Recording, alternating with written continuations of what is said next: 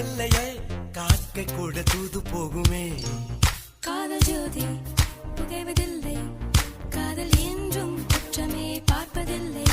இதில் அற்பமானது எதுவும் இல்லை, இந்த நுட்பம் பொறுக்க புரியவில்லை.